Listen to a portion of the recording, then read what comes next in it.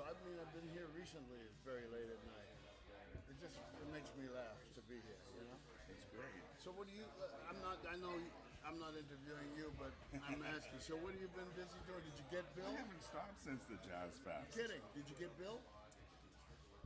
Did I? I'm sorry? Did you get Bill King? I got him previously, so we're good for now. Okay. But yeah, that went well, actually. It was a good promotional interview. Oh, So, yeah. tell me about the last time you were here at the Lakers. I was out with a group of friends in Little Italy, which is also very different than I remembered it. And we came here. You know, when you get drunk and you want to eat something before you go to bed, you know, which is real bad for you. Yeah. So we came here. It was fun. I just laugh. I look at this place every day at lunch. Every day for years. For years. Is this film? Yeah. Oh, you're filming? Yeah. Oh, man. We don't have to use it all. I don't care. It is what it is, right? So it's brilliant. Look at, we've got right here on the windowsill. There's all these old-fashioned milkshakes. these are the things. They make the best milkshakes. Yeah. And I know they won't. They won't sell them. I bet you that. You know what was the name? Hamilton Beach. Hamilton Beach. Yeah. Yeah, I remember them. So Took 10 minutes to get a milkshake. Yeah. But you always got a little extra. Yeah, that's right. In the can, Yeah. right? And they gave you both, right? Yeah. So, Eric Mercury. Yes, sir. Tell me about the old days before you left for New York. Tell you about what? This town, Your life, music this in town, here? yeah. Where did you play? Well, there were only clubs up and down Young Street. Young Street was like the main street. Young Street is the main street, believe it or not. Be some question about that now, right? Oh, Young and Bloor, Yorkville. Well, the old days. From the old days, from Richmond Street to Bloor Street, basically, that's where all the licensed clubs were. And then there was, of course, the village, what we call the village, which they refer to as Yorkville now. And so it was great because there was music all the time, live music, even after the gigs.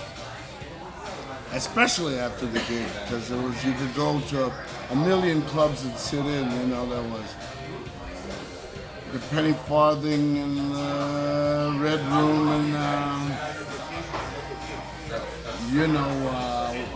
the club where Ricky James and what's his face? Neil Young played the Minor Bird. Yeah. Yeah. There was all these clubs, you know, and live music was the thing then. It wasn't about what you had in the can. You know, you think that's coming back? I think it's coming back. Live music? I like to think so. I think so. There's a club around the corner here, you know it, right? The Dakota? Yeah, the Dakota's great. That's going to set the trend. I believe that club will set the trend in the music that, you know.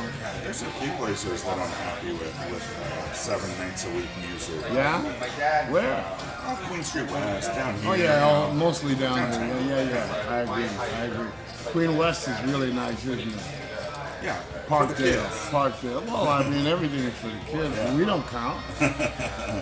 Just like they didn't count when we were kids. Toast. Yes, man.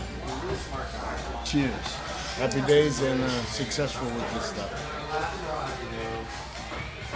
So it's musicians and bars having seizures today. That's what's up. It's good for lunch. Well, it's good for your heart too. And so, the old days here. The old days. Lots of bands, good bands.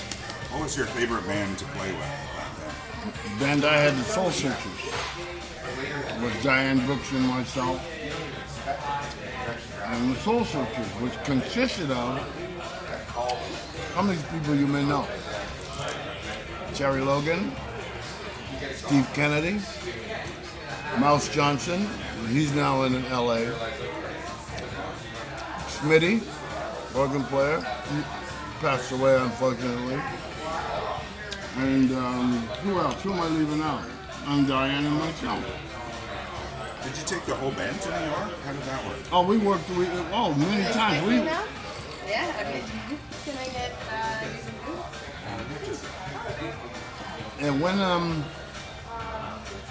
you mean when I went to live in New York? Yes. No, I didn't take the whole band, but we played there a few times before I went there to live. We played a very famous club called Steve Paul's Scene. You know the place? You know of it? You do? Sure. Well, everybody played there. In fact, we opened a new club for him also, which he tried to do the same thing on the east side in the Del Monaco Hotel in New York. Didn't quite work, but we did a New Year's there with the Chambers Brothers and us. Chambers Brothers and us played a lot in the original Scene, and first time we went there, get this, the Doors. This is a very small club in the basement.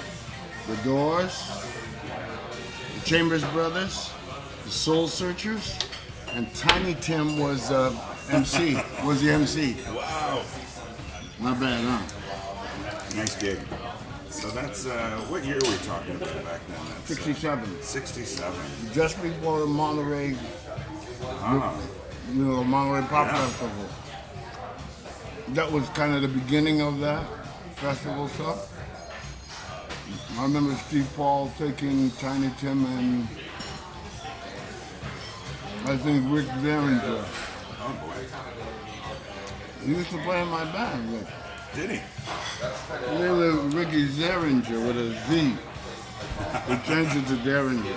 Oh, really? Yeah, he's from the Hang On Sloopy. Oh, yeah. That was his band. I saw him do that just a couple of years ago. Where? Toronto. Here? Yeah, Sound Academy. He did his 2 hits back to back. He did Hang On Sloopy and then Rock and Roll Hoochie. Yeah, yeah. Told the big long story about it. Oh, yeah. Oh, that's good stuff. Good guy. Yeah. And then he went to play with, I think he started playing with Johnny Winters. And That was the last time I saw Johnny Winter. Rest in peace. Me too. Let me see. I think the last time I saw Johnny Winter was at Fillmore. It's a long time ago. We played on the same. If you look that stuff up, you'll see it. Edgar, Johnny, they played together for a while. Yeah. With his brother. And Toronto was. I still think Toronto hasn't gotten its due. The notoriety it deserves. Not really. That's true. Not really. Let's break for a commercial message.